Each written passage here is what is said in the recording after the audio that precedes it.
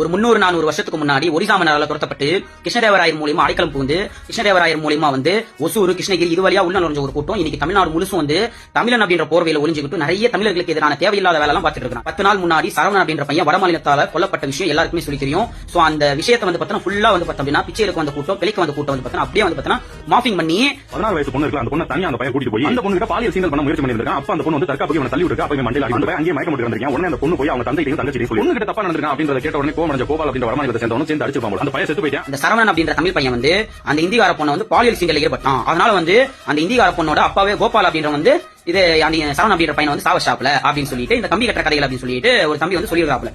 கண்டிப்பா அவங்க 2 பேரும் பேசிட்டு இருக்காங்க. அவங்க பேசுனதுக்கான சாட் எல்லாமே இருக்கு. அவங்களோட சாட் ஃபுல்லா ஒரு 1 வீக்கான சாட் பார்த்தோம்னா நல்லா தான் பேசிட்டு இருக்காங்க. அந்த பொண்ணுக்கு தமிழ் தெரியுமா சார்? அந்த பொண்ணுக்கு தமிழ் தெரியும். கொஞ்சம் ஓரளவுக்கு இவங்க 2 பேரும் இவனுக்கும் ஒடியால தான் ரிப்ளை பண்ணிருக்கு. அதுக்கும் ரிப்ளை பண்ணிருக்கான். ஓ அப்படிங்களா? நம்ம மொழி தெரியுமா இல்ல டிரான்ஸ்லேட்ல போட்டு சாட் ஜிபிடி அந்த மாதிரி போட்டு ரிப்ளை பண்ணா கண்டிப்பா அந்த மாதிரி என்னன்றது தெரியல. பட் ஸ்டில் 2 பேருமே கான்வர்சேஷன் கரெக்டா இவன் கேக்குற கேள்விக்கு அந்த பொண்ணு பதில் சொல்லுது. அவன் கேக்குற கேள்விக்கு இவனும் பதில் சொல்றான். அப்போ வந்து 2 பேருக்கும் பழக்கம் இருந்திருக்கு.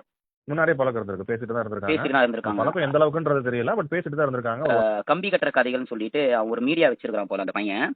அவன் போட்டிருக்கான் அந்த பொண்ணு கிட்ட வந்து இவன் தப்பா நடந்துக்கிட்டான்.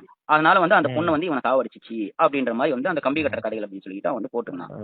ஓகே ஓகே ஓகே அந்த